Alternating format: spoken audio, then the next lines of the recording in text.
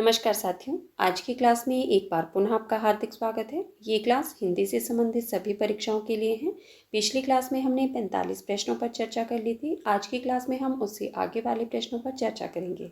हमारा आज का पहला प्रश्न है, अज्ञे का जन्म किस प्रदेश में हुआ था? आपके पास ऑप्शंस में है मध्य प्रदेश, उत्तर प्रदेश, बिहार या राजस्थान। तो इसका सही उत्तर क्या होगा? सभी लोग अपना उत्तर कमेंट बॉक्स में देते रहें। बिल्कुल सही। जिन साथियों ने ऑप्शन नंबर 2 बताया है उनका उत्तर सही है।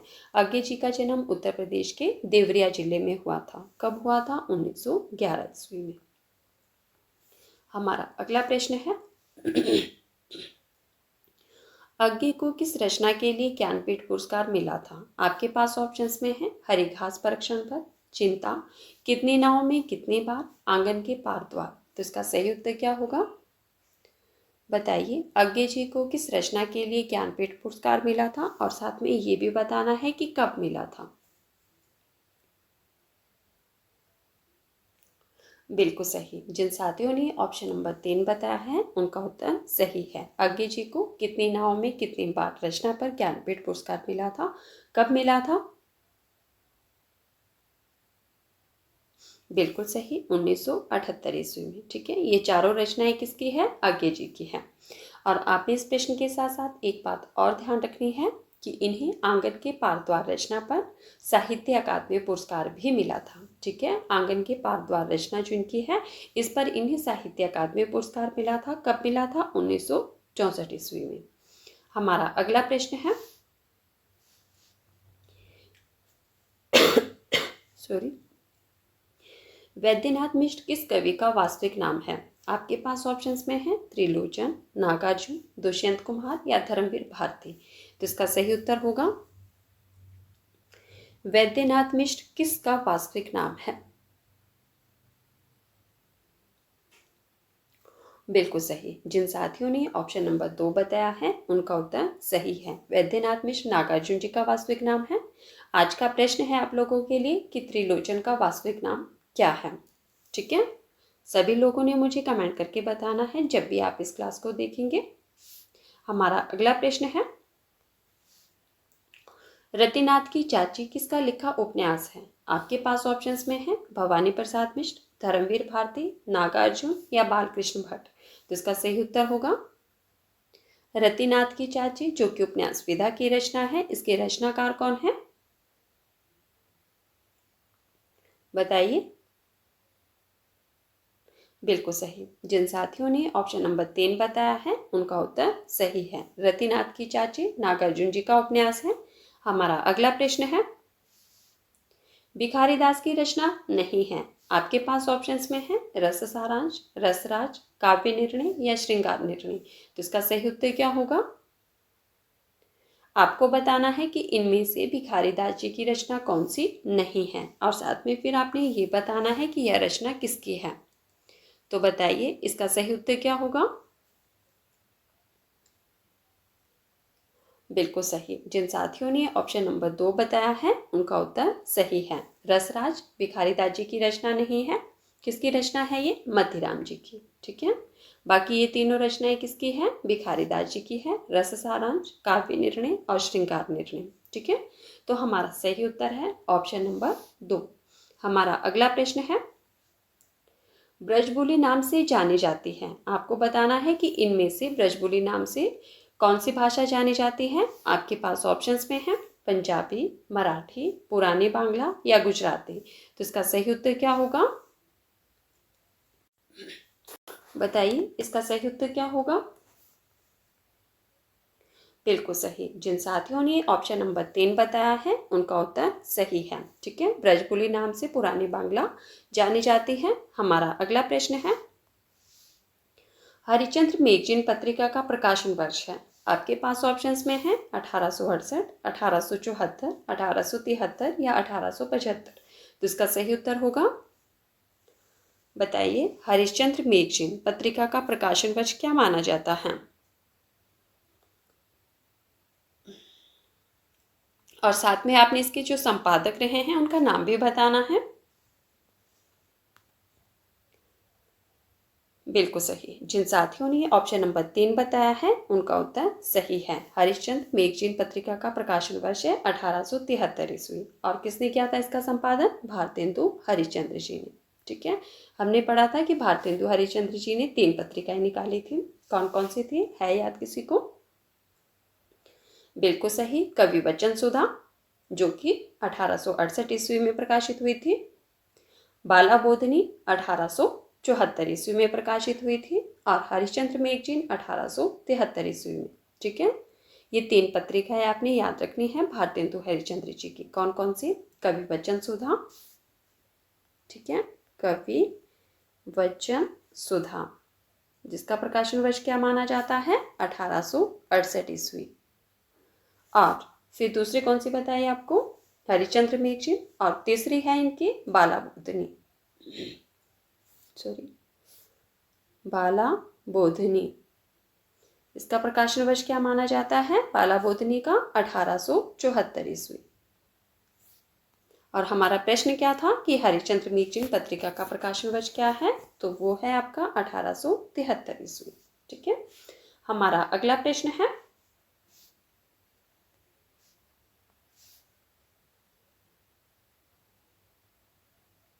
इनमें से कौन सा काव्य नागार्जुन जी का नहीं है? आपके पास ऑप्शंस में है पुरानी ज्योतियों का कोरस, हजार हजार बाहों वाली, खिचड़ी विप्लव देखा हमने, फूल नहीं रंग बोलते हैं। तो इसका सही उत्तर होगा, बताइए इसका सही उत्तर क्या होगा? इनमें से कौन सा काव्य नागार्जुन जी का नहीं है, उसका चयन करना है आपको। और साथ में ये बताना है कि फिर यह किसका काव्य ग्रंथ है। बिल्कुल सही। जिन साथियों ने ऑप्शन नंबर 4 बताया है उनका उत्तर सही है। फूल नहीं रंग बोलते हैं, ये नागार्जुन जी की रचना नहीं है। किसकी रचना है ये? केदारनाथ अग्रवाल जी की। ठीक है, किसकी है? केदारनाथ अग्रवाल जी की रचना है। फूल नहीं रंग बोलते हैं 1965 ईस्वी की। बाकी ये तीनों रचनाएं किसकी है? नागार्जुन जी की है। पुरानी ज्योतियों का कोरस, हजार हजार बाहों वाली और खिचड़ी विप्लव देखा हमने, ये तीनों रचनाएं नागार्जुन जी की है। फूल नहीं रंग बोलते हैं केदारनाथ अग्रवाल जी की रचना है 1965 ईस्वी की। हमारा अगला प्रश्न है, पंजाबी भाषा की लिपि है, आपके पास ऑप्शंस में है गुरुमुखी, रोमन, तमिल या देवनागरी। तो इसका सही उत्तर होगा, बिल्कुल सही। जिन साथियों ने ऑप्शन नंबर 1 बताया है उनका उत्तर सही है। पंजाबी भाषा की लिपि है गुरुमुखी। ठीक है, और अगर हम बात करें कि इसके जो गुरुमुखी लिपि है इसका आविष्कार किसने किया था, तब आपका उत्तर होगा गुरु अंगद देव ने। ठीक है, किसने किया था? गुरु अंगद देव जी ने। हमारा अगला प्रश्न है, रतन हजारा के रचनाकार कौन है? आपके पास ऑप्शंस में है मतीराम, रसनिधि, रसलीन या बिहारी। तो इसका सही उत्तर होगा, साथियों अगर आपको क्लास पसंद आए तो प्लीज़ वीडियो को लाइक कर देना और वीडियो को ज़्यादा से ज़्यादा शेयर भी कर देना और वीडियो को हाइप भी अवश्य करना। ठीक है, और जो साथी पहली बार चैनल पर आए हैं प्लीज़ चैनल को सब्सक्राइब करना, बेल आइकन को प्रेस करना ताकि आने वाली हर वीडियो की नोटिफिकेशन सबसे पहले आप तक पहुँचे। चलिए बताइए हमारे इस प्रश्न का सही उत्तर क्या होगा? रतन हजारा के रचनाकार कौन है? किसकी रचना है ये? बिल्कुल सही। जिन साथियों ने ऑप्शन नंबर 2 बताया है उनका उत्तर सही है। रतन हजारा किसकी रचना है? रसनिधि की। ठीक है, आप लोग ये जानते हैं कि रसनिधि का वास्तविक नाम क्या है? बताइए रसनिधि का वास्तविक नाम।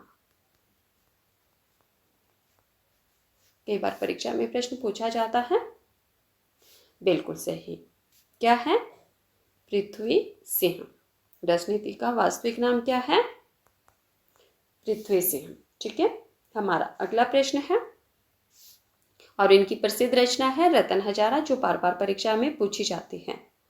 हमारा अगला प्रश्न है, प्रकाशन काल की दृष्टि से सही अनुक्रम है। आपके पास कुछ रचनाएं दी गई है, आपको प्रकाशन काल की दृष्टि से इनका सही अनुक्रम बताना है। आपके पास जो रचनाएं हैं वो है आपके पास मानसी, स्वप्न, मिलन और पथिक। बताइए इसका सही अनुक्रम क्या होगा।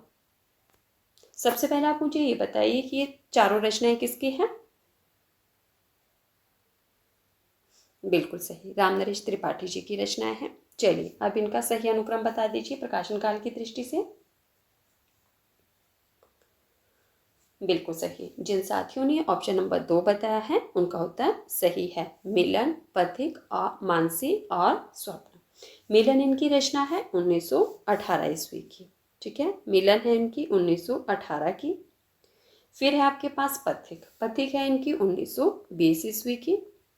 फिर है आपके पास मानसी, मानसी है इनकी 1927 ईस्वी की।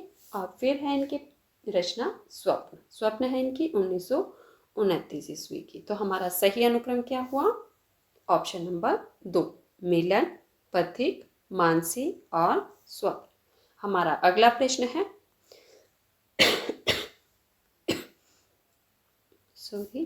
शमशेर बहादुर सिंह के निबंध संग्रह दोआब में कितने निबंध संकलित हैं। प्रश्न को ध्यान से सुनिए। प्रश्न पूछा गया है कि शमशेर बहादुर सिंह के निबंध संग्रह दोआब में कितने निबंध संकलित हैं। आपके पास ऑप्शंस में है 12, 14, 17 या 20। तो इसका सही उत्तर होगा शमशेर बहादुर सिंह जी का निबंध संग्रह है दोआब। ठीक है, आपको बताना है कि इसमें कुल कितने निबंध संकलित हैं। बिल्कुल सही, जिन साथियों ने ऑप्शन नंबर 3 बताया है उनका उत्तर सही है। इसमें कुल कितने निबंध संकलित है, 17। ठीक है, हमारा अगला प्रश्न है साथियों, जिन्होंने अभी तक वीडियो को लाइक नहीं किया है प्लीज़ वीडियो को लाइक कर दीजिए और वीडियो को ज़्यादा से ज़्यादा शेयर भी कर दीजिए। हमारा अगला प्रश्न है निराला की वह रचना जिसमें दलितों की दयनीय दशा का चित्रण हुआ है। आपके पास ऑप्शंस में है बेला, अनामिका, नए पत्ते या अपरा। तो इसका सही उत्तर होगा,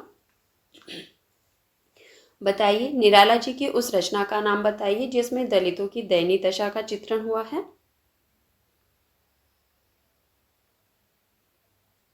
बिल्कुल सही, जिन साथियों ने ऑप्शन नंबर 3 बताया है उनका उत्तर सही है। उस रचना का नाम है नए पत्ते। नए पत्ते निराला जी की 1946 ईस्वी की रचना है। ठीक है, इस रचना में निराला जी ने दलितों की पीड़ा और उनकी दयनीय दशा का वर्णन किया है। हमारा अगला प्रश्न है मेरुतुंग की रचना है। आपको बताना है कि इनमें से मेरुतुंग जी की रचना कौन सी है। आपके पास ऑप्शंस में है कुमारपाल प्रतिबोध, प्रबंध चिंतामणि, बुद्धिरास या पाहुड़ दोहा। तो इसका सही उत्तर होगा, बताइए मेरुतुंग की रचना इनमें से कौन सी है। बिल्कुल सही, जिन साथियों ने ऑप्शन नंबर 2 बताया है उनका उत्तर सही है। प्रबंध चिंतामणि मेरुतुंग जी की रचना है और यह जैन साहित्य का एक महत्वपूर्ण ग्रंथ है। आपने याद रखना है इस बात को भी, यह जैन साहित्य का महत्वपूर्ण ग्रंथ है। चलिए अब आप लोग मुझे ये बताइए कि कुमारपाल प्रतिबोध के रचनाकार कौन है। पिछली क्लास में ही मैंने आपको बताया है। बताइए कुमारपाल प्रतिबोध किसकी रचना है। बिल्कुल सही, किसकी है, सोमप्रभ सूरि जी की। चलिए अब आप लोग मुझे बताइए बुद्धिरास। बुद्धिरास किसकी रचना है, शालिभद्र जी की। ठीक है, और फिर है आपके पास पाहुड़ दोहा। पाहुड़ दोहा किसकी है, मुनि राम सिंह जी की। बिल्कुल सही। और हमारा प्रश्न क्या था कि मेरुतुंग की रचना कौन सी है। तो मेरुतुंग की रचना है प्रबंध चिंतामणि। कुमारपाल प्रतिबोध सोमप्रभ सूरि की रचना है। बुद्धिराज शालिभद्र जी की रचना है। पाहुड़ दोहा मुनि राम सिंह जी की रचना है। हमारा अगला प्रश्न है गिरजा कुमार माथुर का प्रथम काव्य संग्रह है। आपको बताना है कि इनमें से गिरजा कुमार माथुर जी का प्रथम काव्य संग्रह कौन सा है। आपके पास ऑप्शंस में है मंजीर, धूप के धाम, नाश और निर्माण या शीलापंख चमकीले। तो इसका सही उत्तर क्या होगा, बताइए गिरजा कुमार माथुर का प्रथम काव्य संग्रह कौन सा है। साथियों जिन्होंने इससे पहले वाली क्लासेस को नहीं देखा है आप चाहे तो प्लेलिस्ट में जाकर देख सकते हैं, इस क्लास के बाद देखना। ठीक है, बताइए बिल्कुल सही। जिन साथियों ने ऑप्शन नंबर 1 बताया है उनका उत्तर सही है। गिरजा कुमार माथुर जी का प्रथम काव्य संग्रह कौन सा है? मंजीर। 1941 ईस्वी का है ये। ठीक है, चलिए अब आप लोग मुझे बताइए, धूप के धान इसका समय क्या माना जाता है? बिल्कुल सही। धूप के धान इनका जो काव्य है वो है 1956 ईस्वी का। नाश और निर्माण 1946 ईस्वी का। शीला पंख चमकीले 1961 ईस्वी का। ठीक है, तो हमारा सही उत्तर क्या हुआ? ऑप्शन नंबर 1, क्योंकि हमारे से पूछा गया था गिरजा कुमार माथुर का प्रथम काव्य संग्रह है, तो वो है आपका मंजीर 1941 ईस्वी का। ठीक है, तो साथियों ये थे हमारे आज के कुछ महत्वपूर्ण प्रश्न जिन पर हमने चर्चा की। अगर आपको क्लास पसंद आए तो प्लीज़ वीडियो को लाइक कर देना और वीडियो को हाइप भी अवश्य करना, और जितना हो सके वीडियो को ज़्यादा से ज़्यादा शेयर भी कर देना। धन्यवाद, मिलते हैं अगली क्लास में।